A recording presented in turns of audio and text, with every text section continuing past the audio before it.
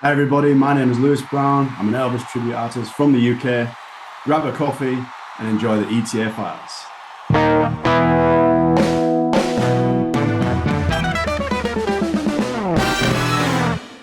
Hello, ladies and gentlemen. Welcome this week to ETA Files. Once again, bringing back someone from across the pond from the UK. The one and only Lewis Brown is joining us this week. How you doing, buddy?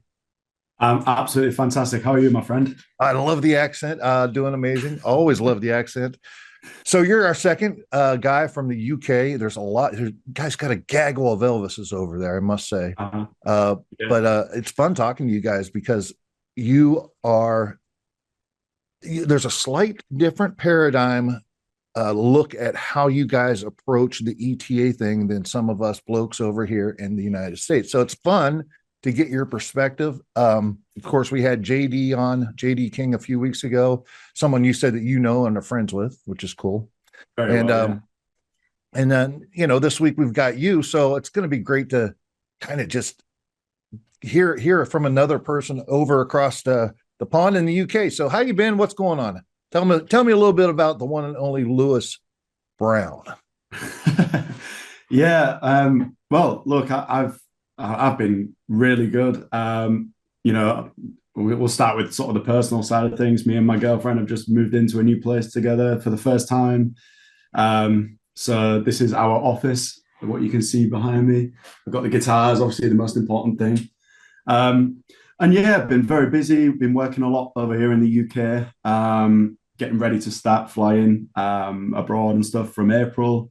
Coming back over to the States in June and obviously August. So yeah, very busy. Still loving it as much as I did when I first started, if not more. And it's great. It's fantastic. One of the best things that I've ever been able and had the privilege to do. So That's cool. Okay, so and you said you're 24, correct? yes, correct. Yeah, 20. 24 years old. How long have you actually been doing this?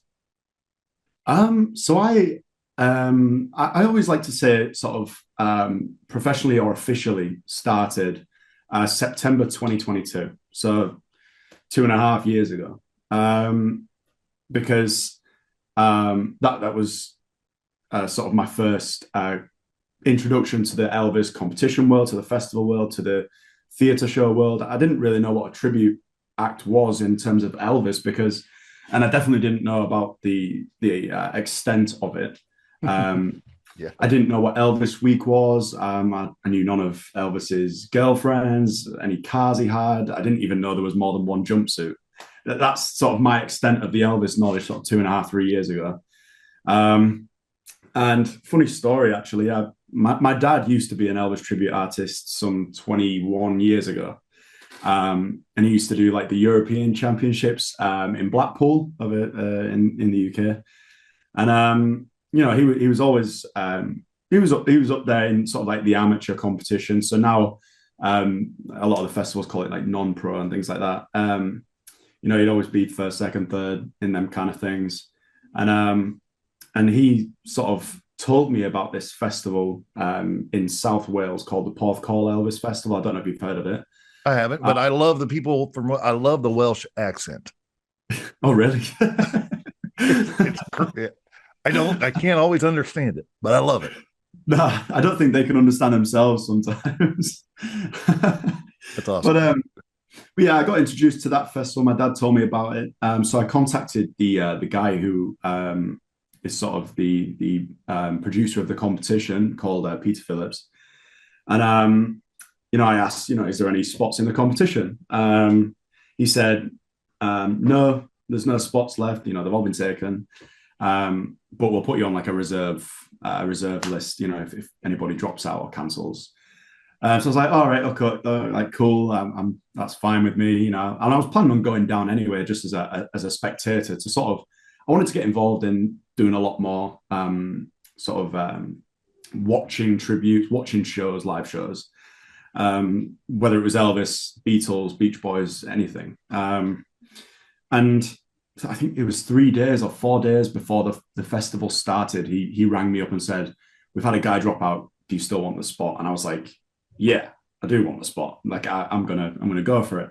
I had a pink jacket that my dad bought me off eBay. like a box jacket kind of thing, and some baggy pegs, and then it was when the Hush Puppy shoes came out. I got my dad got me some of them for Christmas, and I just went down with this one outfit and ended up winning the competition somehow. I sang Fame and Fortune and Shake, Rattle and Roll, and I won the competition, and my life's just been completely different since that festival in Porthcawl. It's just completely just gone somewhere I've never even thought was possible to go.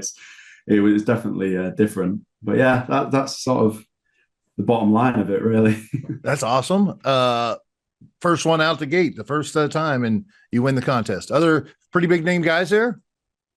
There was a couple of guys that sort of have good names in the UK. I don't know if that's the difference with the UK and the US. Like we have a lot of guys that just stay in the UK and they don't really travel overseas too much.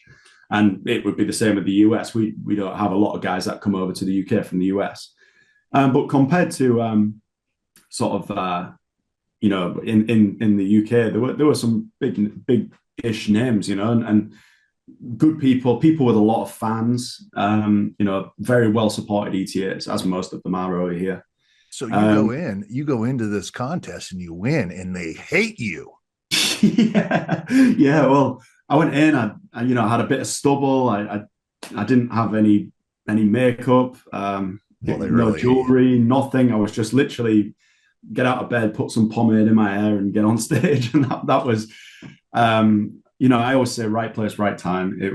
I had definitely had a bit of luck on my side, and I'm always going to be gracious and grateful for that. So that's cool. That's an awesome story. I can relate to that. The first I got dared to enter a contest many years ago. I did it not thinking there was any chance, and I ended up winning.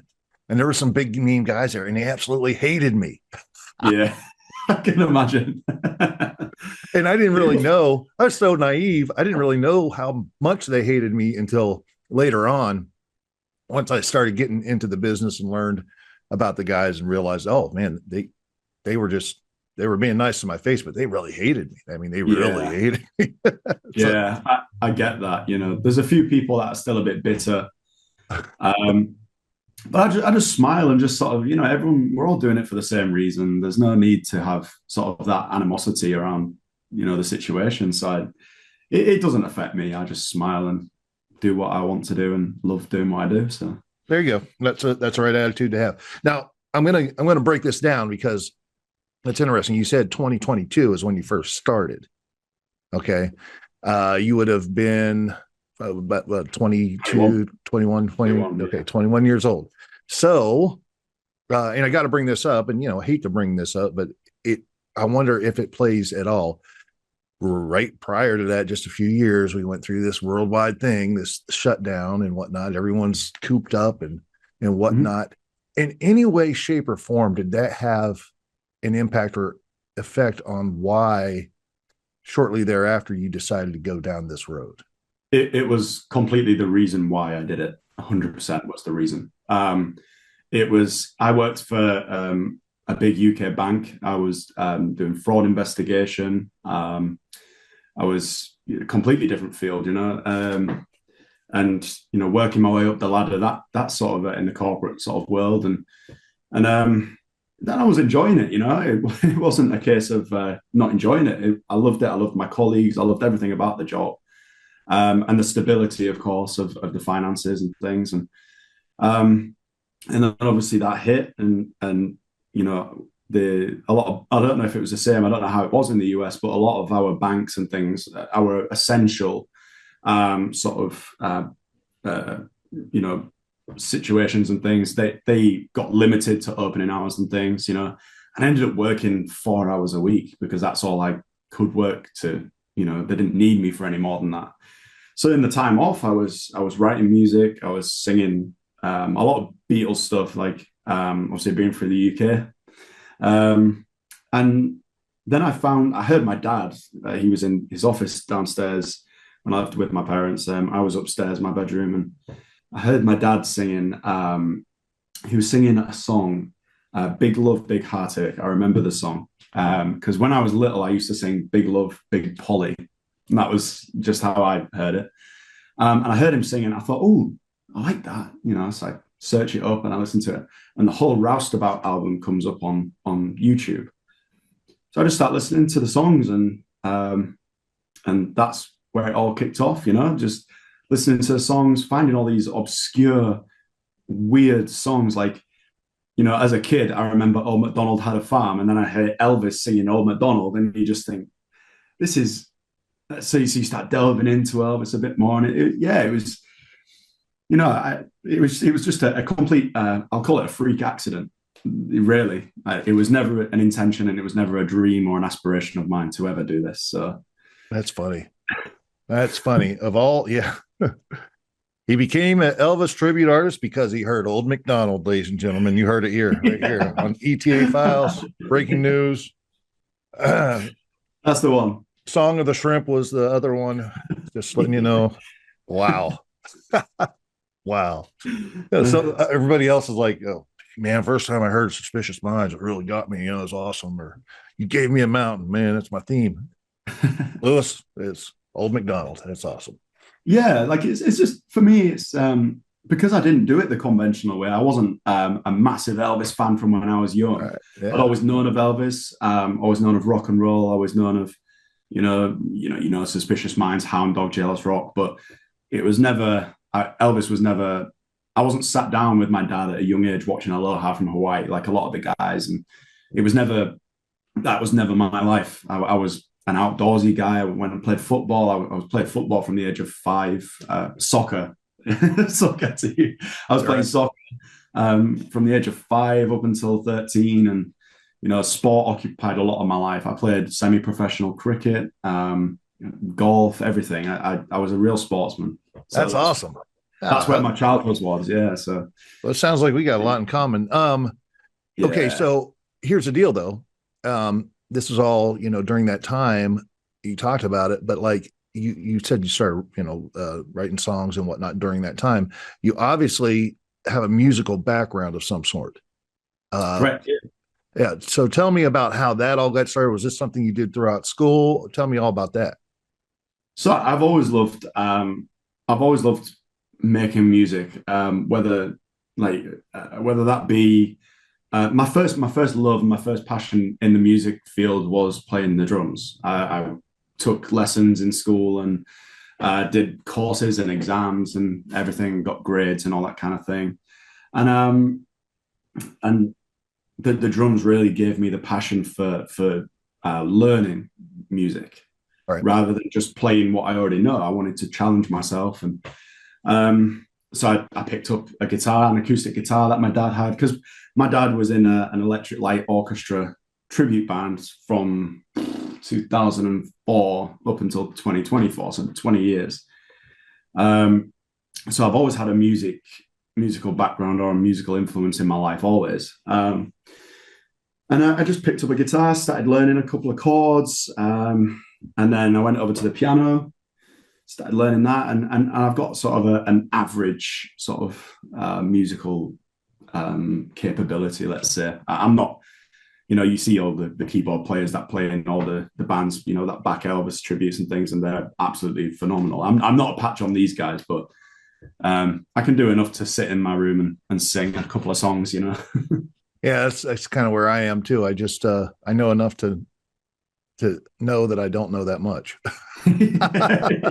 It's pretty much it. But yeah, I enjoy man, just you sit me in front of a piano and I could probably just sit there for hours, just like, oh, that's a cool melody, and wonder, it's just stuff like that. So 100%. That's very cool, very cool. So you are kind of you're striking me here as a little bit of a jack of all trades when it comes to this, and maybe, and I say this in a positive way, this is not a negative, maybe not the quintessential complete Elvis fan when you got into this, and certainly, you get into it and you become a little bit more of that, but someone who's, because there's a lot of guys I talk to, it's like, oh man, I was like 5 years old, I was straight out of the womb and I heard Hound Dog, and by the time I was 2 years old I was singing Jailhouse Rock, and it's this thing that's like, and sometimes, and I'm not banging on it or anything, but sometimes it's like,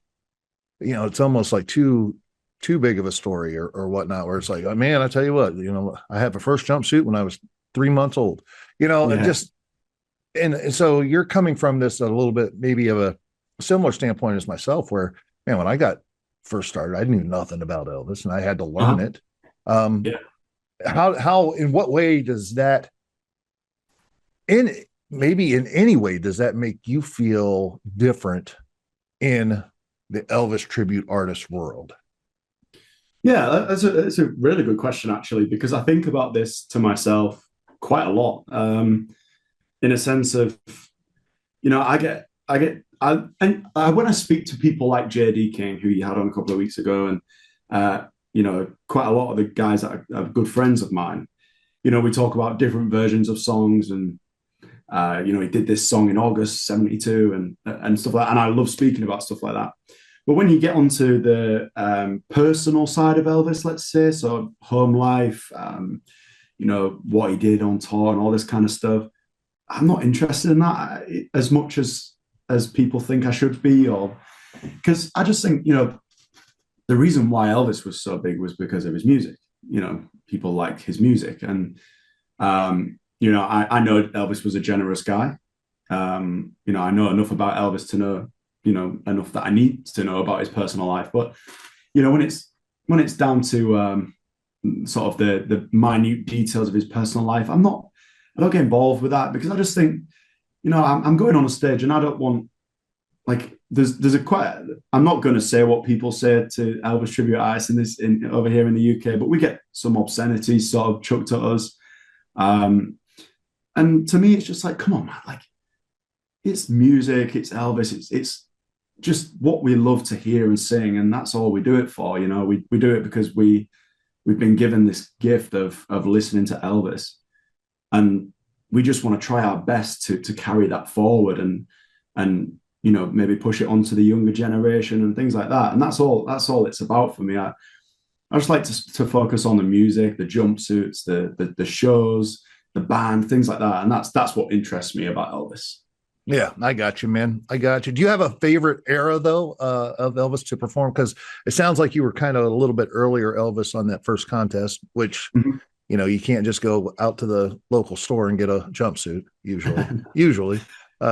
So, and a lot of people will get involved with it in a movie's outfit or a 50s outfit, a lot easier. But is Mhm. there a favorite era of Elvis that you like to perform or that fits you best?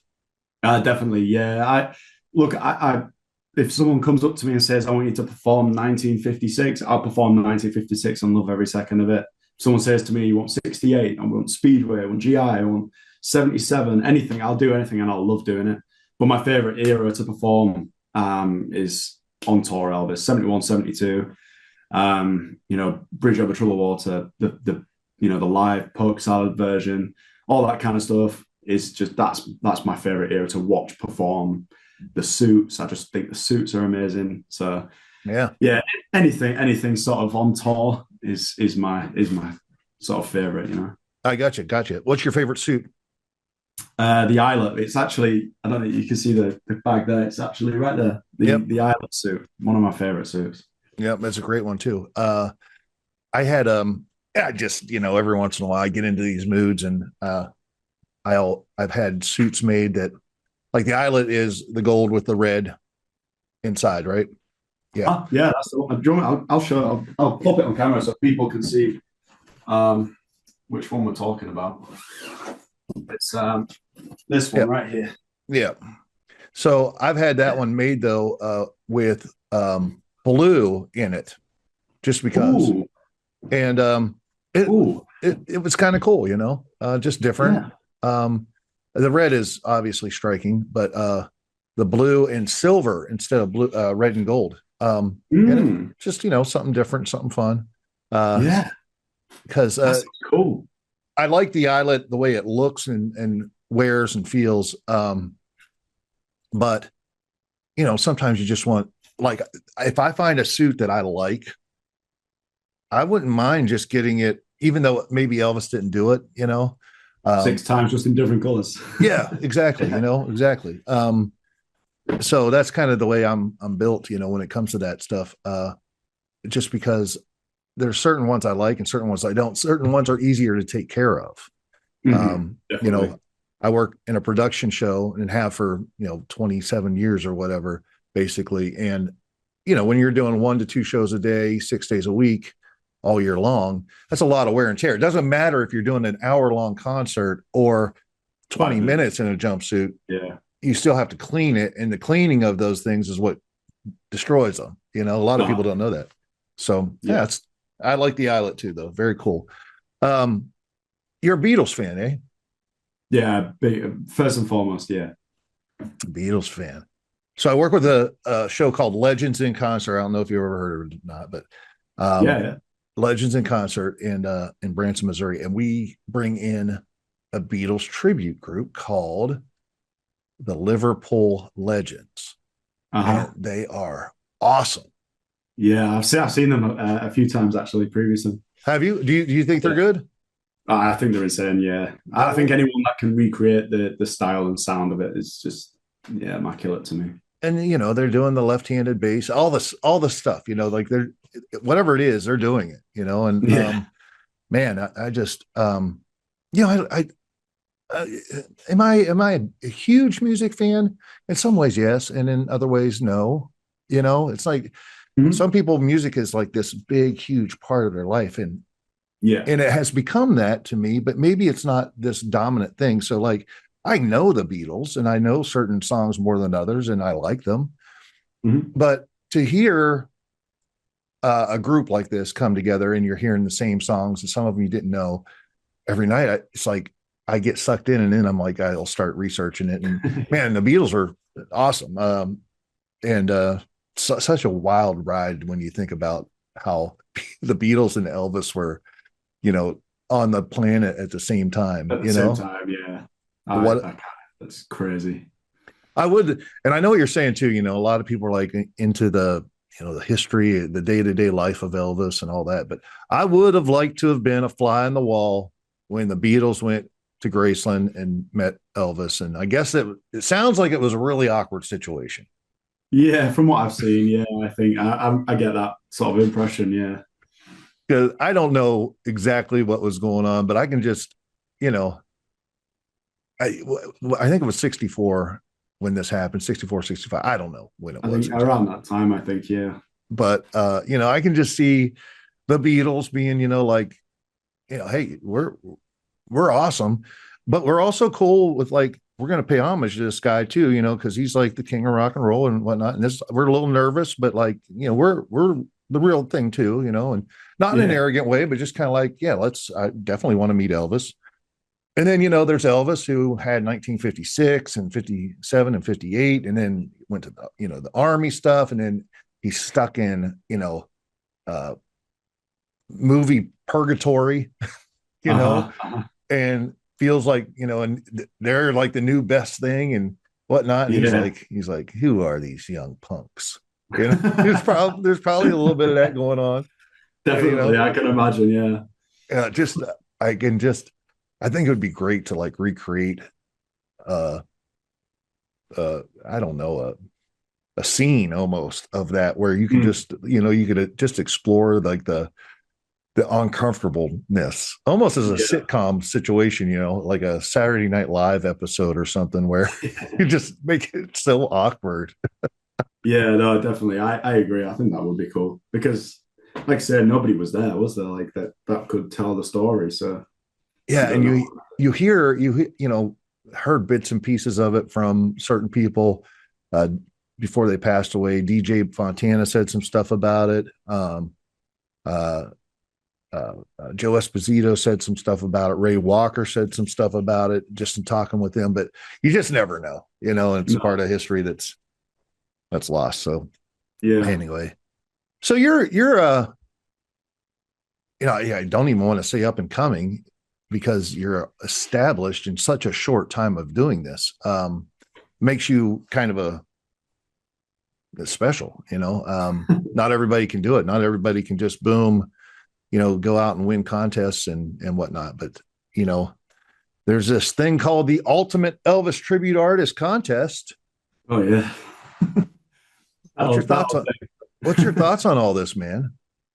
I look. I mean, I wanna win it. It's definitely one of my goals. But it's not. It's a thing for me. I'm not too fussed on competing anyway, because when you think about the sort of reality of things, is that you know whether I win that competition or don't win it, as long as I've still got work and I'm still enjoying it, I'm a winner anyway. And same with, I'd say the same to the other guys. I see all the guys that go in, get places in the ultimate and stuff, and you look at their diaries and they're just as busy, if not busier. And it's like, don't get too sort of down on it. And because I was speaking to a good friend of mine, Jimmy Holmes. I think you probably know Jimmy. Yep. And he was talking about his sort of mental state last year before the competition. He came second, won Images of the King, and won the First Chance competition, which is exactly what I did last August.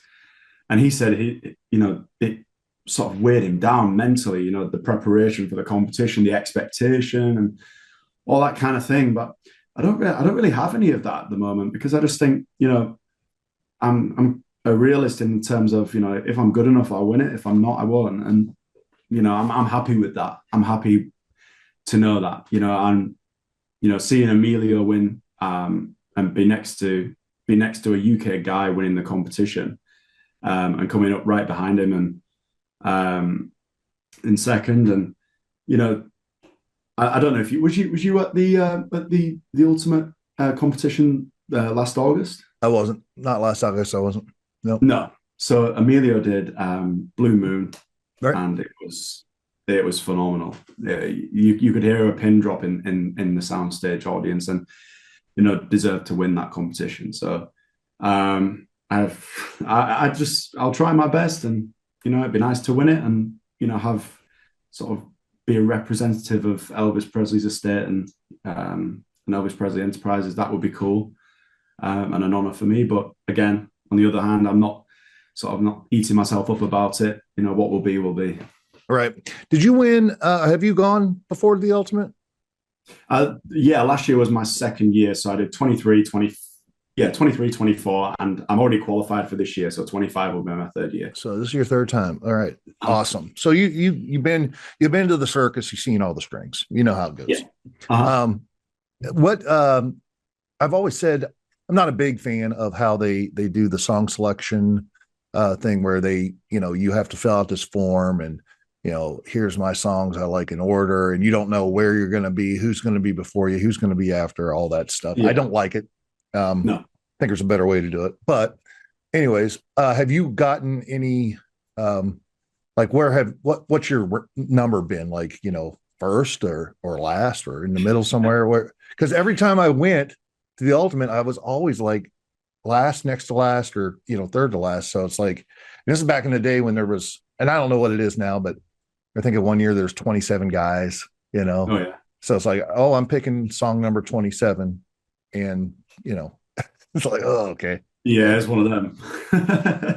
Yeah, no, I mean, a lot of guys, I think, that enter the ultimate competition hate me because I've been picked first every single time. Especially the one for me, I'm not bothered about the top five. This year, I made top five and I got picked for third or fourth, I think, out of the five. But because there's only five of you, and it's not that sort of just top of your head, what do you want to sing? Right. So I don't mind that as such. Right. But like the top 10 for me is important, is the crucial sort of stage in the competition, getting your two songs back to back. So the first year, 23, I was doing the 50s. So I said to myself, okay, we'll do the 50s in the ultimate. And, if I make the final 68 or whatever, I wasn't touching the jumpsuit. And my plan before the competition started, I was going to try and get, Stuck on You, Fame and Fortune, and do the Frank Sinatra special in the top 10. And then it got to the point where I thought, look, if I pick Stuck on You, someone's going to know I'm going to want Fame and Fortune. And are they then going to pick Fame and Fortune? And I'm going to have to do like Stuck on You and Hound Dog in a tuxedo, or, and that just sort of went through my head. And I just thought, this is, so I ended up with Hound Dog and Me, Mum and Blues. I got picked out first, and they were my first two options. And yeah, I didn't make it through to the top five. So the year after, grew my hair out, grew the sideburns, and thought, you know what, we'll try the 70s stuff. And got What Now My Love's Steamroller Blues in the first round, which was my 1 and 2 choice. In the top 10, I got Pokes Haladani and Just Pretend. And obviously, being in the Ultimate yourself, you'll know that that's probably, if the first, them two songs are probably in the top 6 songs that get chosen straight away, especially Pokes Haladani. And I got my first choices again. So yeah, like 3 out of the 4 times I've had the songs I've wanted. So I'm expecting sort of bottom of the pile this year. Well, those are great. Hey, listen, man, if you luck of the draw, right? And it's and it is all, we talk about this with a number of guys. Jimmy Holmes, perfect example. We talked about it.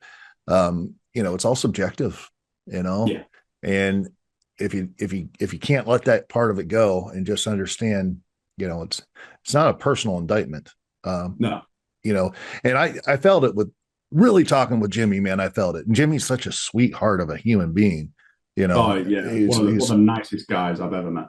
Right. And just hearing him talking about carrying this weight of expectation, it's kind of, yeah.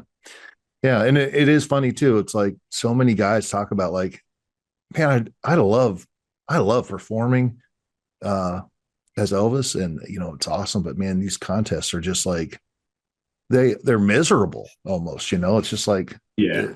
And you were talking about, you're just overthinking stuff too. It's like, yeah. And you never, and Elvis never one time had to overthink these kind of things before going out and giving his best performance, so.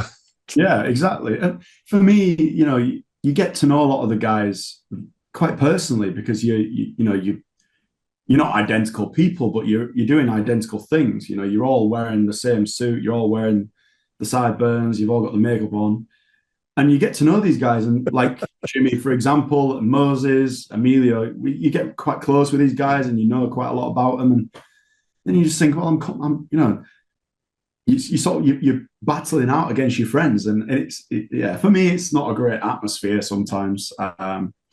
But I suppose don't enter it if you're going to complain. I guess I don't know. Right. Yeah. I always wish, and you're the perfect person to talk to about this, Lewis, because you've been there 3 years in a row now. Okay. And you've made these relationships and whatnot. Mm-hmm. You're the perfect person to talk about this. I wish the public, the real Elvis fans out there who come and they want to support this stuff and whatnot, I wish they could get a taste of the reality of what happens behind the scenes. Yeah. During the Ultimate.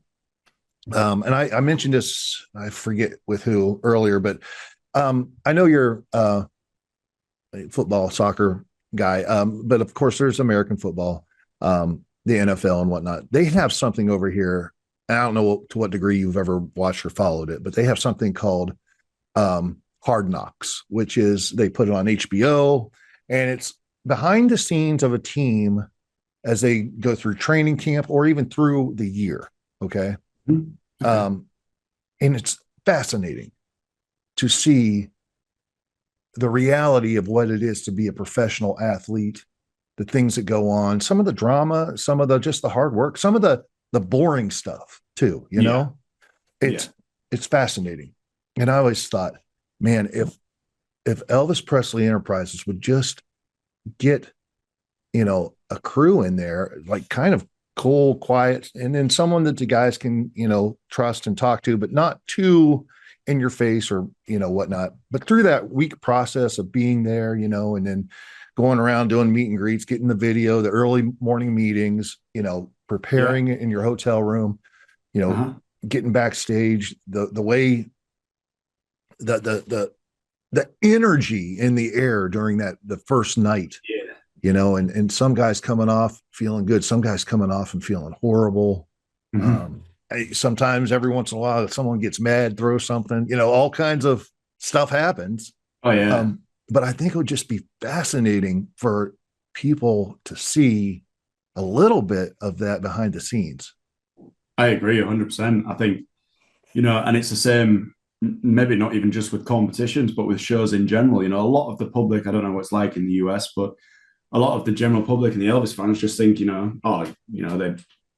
on a jumpsuit, go on stage, sing for a bit, and then they go home and enjoy the life. And it's not just that.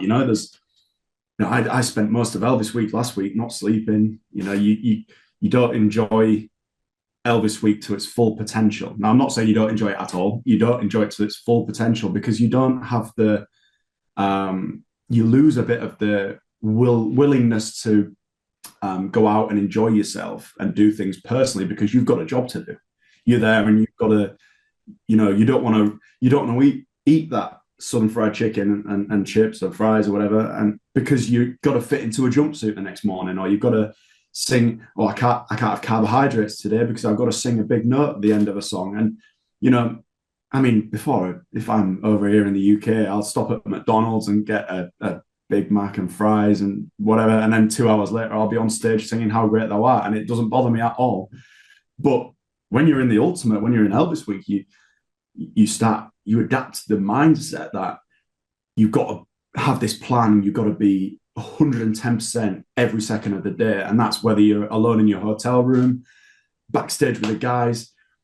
A prime thing that I would love to see, going off what you said, would be, I would like to see the difference.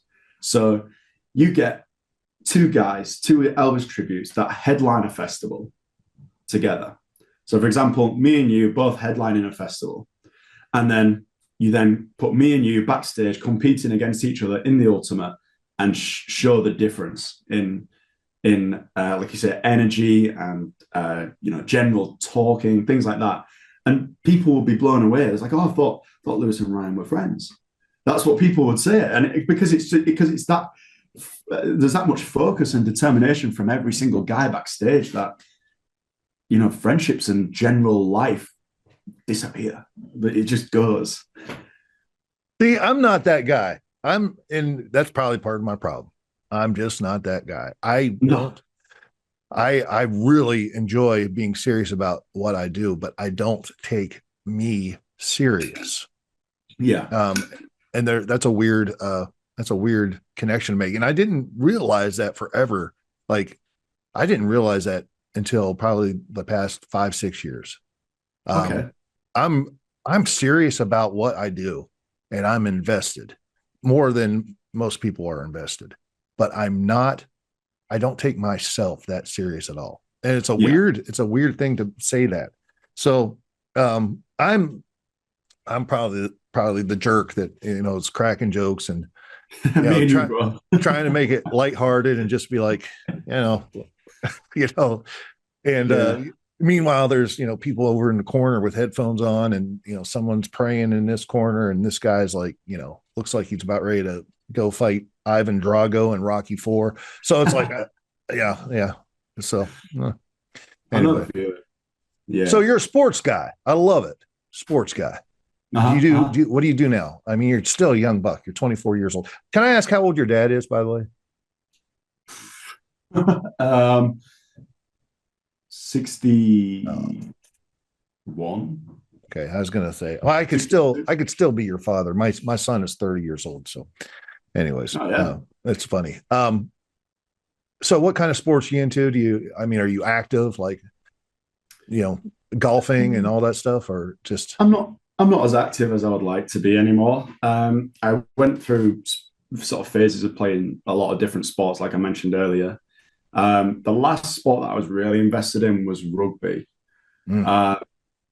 And I went and did a training session for one of the teams local to me at the time, and I ended up having a nasty knock on my shin and couldn't walk for a few days, and it just put me off. I just thought, if anything happens, if I'm gonna start doing the Elvis stuff seriously, I I can't afford to be having sort of bandages wrapped around my eye socket and things like that, that you see on TV and things, And I sort of knocked it on the head. I like to keep active, and I sometimes play football, soccer on a Thursday night, and whatever. But I'm nowhere near as sporty as I used to be. I still like watching it, but I'm just not as active. Dude, rugby, that's like a real deal. Phew. Yeah. No. I mean, I played baseball, football, all that stuff growing up, but like wrestling. But yeah, rugby. Cool. You guys are, yeah. But of course, if you go and do any of this stuff, you have a big bandage. You can do like the Kid Galahad set, yeah, something. Yeah. So, but you're a golfer. Yeah, I've dabbled in golf for a couple of years now, and every so often I'll hit a drive 300 yards, but most of the time it's 250 yards, either to the far right or the far left, and spend most of the time looking for my ball. Well, join the club. If you ever get to Branson, let me know. We'll go out and we'll hit around. We golf quite a bit. There's a lot of guys in the cast at Legends that are golfers. So we really? Yeah, we get a decent amount of golf, and it's kind of fun. But anyway, so you've been in this ETA world, and I ask all the guys this because it is interesting how everyone has a different perspective. You've been in this ETA world now for 3 years or so. Yeah. What is and went to the Ultimate every time. You've had some awesome experiences, and people know you, and you're one of those people that you stick to it, and you're going to win the Ultimate at some point. Big voice and all that. You got everything going for you. Okay. Oh, thank you. What is your favorite part of being an Elvis tribute artist in this amazing industry? Definitely, without a shadow of doubt, the sort of impact that you can have on a few people. I always say, I do a lot of shows for a lot of people, as you do as well.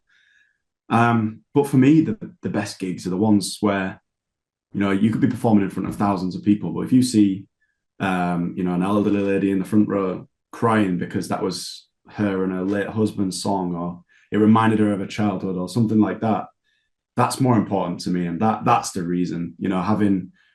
Having somebody come up to me after a show and go, "That really made my day," or "I haven't been out of the house for 6 months, and we came especially for you, and it was worth it." Things like that. It really. I just think, and it's the confidence that Elvis gives me. I would always go up on a stage and sing, but I would never come off stage and have that sort of feeling where I absolutely smashed that and I loved every second of it. I never had that. But with Elvis, there's something, you feel invincible in that jumpsuit. I put on the Aloha jumpsuit and I just feel, I can do anything. I can beat the world. And that's just sort of the power that Elvis has given me, and that definitely that's definitely up there as well. Is being able to wear the cool jumpsuits and things like that. That's a given. Well, yeah, and for everybody out there who has never wore a jumpsuit, don't knock it until you put one on that's custom made for you and fits perfect. Fits like a glove. Something special. Oh, yeah. Something special. Oh, on the counter side of that, what's the worst part of being in this business, of being an ETA? In all honesty, probably the traveling. I very people dig at me a lot, in my local bars, my local pubs, clubs, and say, "Oh, you don't really have a proper job. What you do is not a proper job. You're on stage singing, blah blah blah blah." And I agree with them. I don't see singing and performing and meet and greets and pictures and social media. I don't see any of that as work. I see driving hours and hours to a gig, or flying hours and hours to a festival, or things like that, or waiting around airports. That's the job for me. That's the hard work, and that's the bit that I struggle with, because I'm quite a proactive person. I don't like being sat down doing nothing, feeling a bit sort of pointless. I've got to wait 3 hours in a Costa coffee for waiting for a flight to go to America or whatever. That's the worst bit for me. Is I've been so blessed and so lucky to have the opportunity to go to these places, but once you start doing 6-7 flights in the space of a month, as you will probably know, being from the States, it's probably different for you guys over there because to get to a different state you have to fly. But it's hard work. That's probably the worst thing for me. Yeah, there was a moment in my life where it was like 260, 270 days a year on the road. I had a tour bus and we'd fly and all kinds of stuff, had a band, but we were, it was like you get to a point where a 9-hour drive is like going down the road to get milk at the grocery store, Yeah. And you step back and you realize like, man, there's a lot of life, living a lot of life out here, but also just, a lot of life is being taken up by travel. Yeah. A lot of people don't realize that, they go out to a show and they're like, hey, and you're in their town, they never really take into consideration what it took to get you there, sometimes. And there's some shows I'll be doing. I'm going to do a little bit of a mini tour over the summer. There's some of the things, because there's some stuff I want to do with the Ryan Files, my other podcast, some places I want to research and whatnot. So there's some places I might drive to. So I might drive quite a bit, like all over the United States, because some of the stuff is out west, Montana and Utah and whatnot. Some stuff is east, like Pennsylvania, New York. So I'm going to be all around, but it's like, I think to myself, sometimes I go to bed at night and I'm like, man, do I really want to go through that? I know it's going to be great and it's going to be awesome, but the travel that's what takes it out of you more than anything, I think, right? Oh, 100%. Yeah. Like I'm not a big fan of staying in hotels either. I mean, we over in the UK, obviously we're considerably smaller than the US. So we don't really have many 9-hour drives, to be honest, unless you was driving from the top of Scotland to Cornwall, which is south England. But I just did one the other night. I finished my show up about 11 p.m. And got on the road for about 11:30 and didn't get back while 6 a.m. And it's it's taxing, and it's just it's just part of me just sort of thinks, it's such a long drive or a long flight, like the flight to Australia, 20 plus hours. I mean, it's worth it, 100% worth it, because when you get there, you're there and you do what you love, and it sort of makes it all worthwhile. But yeah, it's hard. It's hard work, and I can imagine even worse. Like, I have some friends in America that think, like you just said, 7 hours to them is nothing. I just think, what? 7 hours to me is like end of the world, I was gonna, what I was gonna do? I was gonna invite you to, like, hey, if you have time and you want to come up to Branson after whatever happens in Memphis, it's only a 6.5 hour drive, but I guess that's out of the question now. No, I wouldn't mind. Like, it's fine. Like, I've noticed with driving, even when I drove from Memphis to Tupelo, an hour drive or something, it's a lot different driving in America to driving over in the UK. Over in the UK, it's just road. That's all it is. And I've done the roads thousands of times. So, it's all the same. Whereas in America, I haven't done it before. So it'd be I could sit there for hours and just look out the window and be like, this is just cool. Oh, yeah. Okay. I get it. I understand that.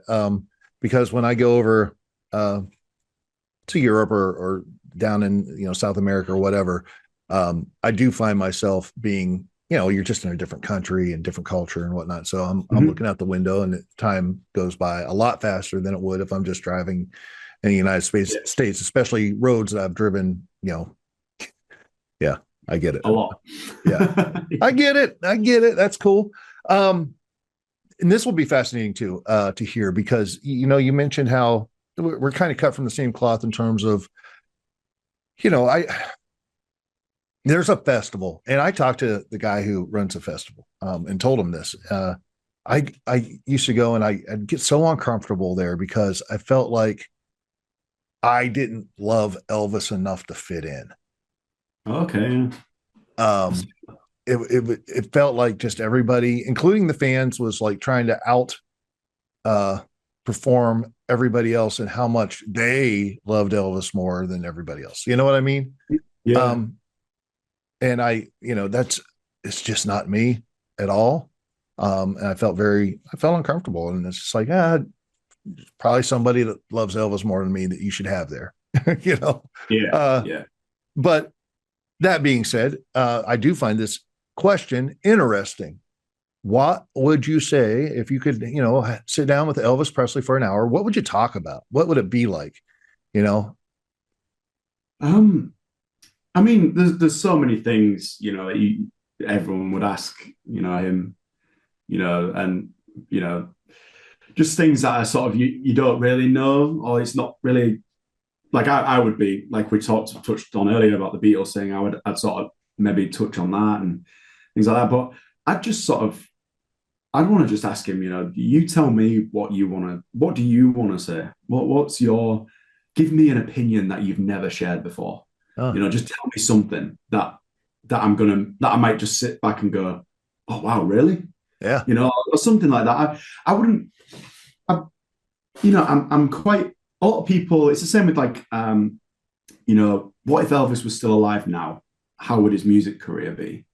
Now it's sort of impossible to tell because how music's developed over the last sort of 50 years. It's so different. And I always think Elvis probably maybe might not have been as big as he was or is. Sorry, purely because, like, for example, Way Down was a number one after he sadly passed away. Would Way Down have been a number one if he hadn't have passed away? So I always think, I wouldn't like to sort of touch on things that people know. I'd just like to just sort of maybe open up a bit of his brain that he hasn't been able to, like, sort of open up. Like the Madison Square Garden interview, he says, I'd rather not share my opinions. Yeah. Well, here's your chance. I want you to share your opinions. What do you think? Go on, just have, guy to guy, man to man, just talk to me about something that's just off the record. And I wouldn't care what it was. Yeah. Just something fascinating. Yep. What would you ask him? I don't know that I would, it's kind of simple like that too. Just like, I'd like to get to know more than just the surface. But the one thing I've always said is I'd just be like, man, Elvis, you know, if I could go back in time and talk to him, like, when he was in his 20s or 30s or whatever, just be like, brother, man, your legacy and your music and legend is going to live on, but there's so much you could do if you just take care of yourself, man. Let's because it's your story is as amazing as it is, and how it is going to be remembered. And we're going to celebrate your 90th birthday one year, and you're going to be as big as ever. But you know what, buddy? You died early, and it's just a tragedy. It's like, just take care of yourself, man. That's probably, I mean, maybe that's wrong of me to have a moment with Elvis and not listen to him, but I would want to tell him that. No, I agree. Yeah, definitely. I completely agree with you on that. Yeah. So you travel all around. You're doing all kinds of shows. You're living the best Lewis Brown life there is right now. It's awesome. How do people follow you, get a hold of you, get in touch with you, go see you, all of that?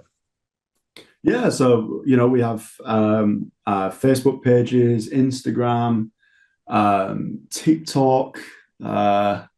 What's TikTok like for you guys in the US now? Because wasn't there something about, I mean, not to go into the politics about it, but was there something about it being sort of cancelled? Or yeah, it's there, and from what I understand, they're trying to take it away from a certain country's ownership portion of it, and it's still around. Suffice to say. Cool. Yeah. So we have, like I said, Facebook, Instagram, TikTok. We have a website. The website has all the tour dates on it, and it's managed solely by me. So it's updated every day. That's just lewisbrowneta.com. And then, yeah, just find me on Facebook, just Lewis Brown Elvis. I'll be on there. Is there a lot of on your actual lewisbrowneta.com? Do you have all the links to your official pages there? I'm sure. Yeah, we have like a tab at the bottom of every page that has the Facebook banner, Instagram banner, TikTok banner, YouTube banner, whatever. Yeah, because a lot of people just go on Facebook and they'll look for Lewis Brown ETA, and then you'll be there, but there'll be like 5 other pages of imposters, and so it's crazy. There was a lady who one of those people pretending to be me, Ryan Pelton live chat, whatever. And she got talking to this person, and she sold her house and gave that person the money and thought that she was moving to Branson, Missouri to marry me. Wow. And it doesn't even shock me though. And I knew nothing about it. And her I think her son it was or something called up Legends in Concert and asked my boss if like she knew anything about this. Like they were like thinking it was me. And here I am, like they're thinking I'm a bad human being, and I didn't know anything was even going on about this. And it was one of these scammers, So I always tell people, just be careful, be sure, and unfortunately there's, especially some older folks, they just don't understand that someone out there is evil and would do stuff like that. And they're everywhere. So we have the verified badge on Instagram and Facebook. So, that sort of helps people sort of whittle it down, as long as it's got the blue tick next to the name, not as the profile picture or in the biography, right next to where it says Lewis Brown, Elvis Tribute Artist. If there's a blue tick, it's me. Yeah. A lot of people don't know that. No. So there you go. All right. Any last words to friends, fans, family, anyone out there? Any Lewis Brown's words of wisdom? I just want to say, if you get the chance to see any, and I'll go as far as say any Elvis tribute artist on the planet, whether they're in a small club, a small pub, a big theater, an arena, or anything, go and do it, because it's just so worth it. Like for me, from my experience of not knowing a thing about Elvis, knowing 3 or 4 songs, to then now probably off the top of my head singing 400 to 500 songs, playing all these songs on the instruments and being involved in the world and everything that I've got in my life and how lucky I am now, wouldn't have been without Elvis or that initial introduction. So if one of your friends is an Elvis fan and say, "Oh, do you mind coming to this show with me?" Go. Even if you go to the show and you don't like it, you'll still love Elvis. It's a guarantee. That's awesome. One final question for you, okay? You mentioned you live in a new place with your gal. What does she think of all this? She's absolutely incredible. In all honesty, she very supportive. Doesn't let sort of anything negative affect her or us, and washes the jumpsuits. So, can you say that in 2025? I don't know if you can say that. Yeah, no, I mean it's factual. She does. I know, and I still don't know if you can say it. No, that's awesome, man. Well, listen, I really hope to be able to meet you sometime. I wish you the best of luck this year in the Ultimate and everything else. And man, if you're ever around or if I'm ever over there, I'd love to meet you. It just sounds great. Love to watch you in person. And man, just keep on, because your story's great. You're a good human being. You're an awesome talent, and it'll come. It's going to come. I guarantee it's going to come. Oh, thank you, my friend. No, look, it's been an absolute honor chatting to you and having me on your podcast. I really appreciate it. I just think it's crazy how doesn't matter how far away people are, you still connect. And I've had a great time speaking to you, getting to know yourself and having the conversation and being on the ETA Files. I appreciate you, brother. That's awesome. Ladies and gentlemen, let's hear it for the one and only Lewis Brown. You rock, brother. Good luck. Thanks, guys.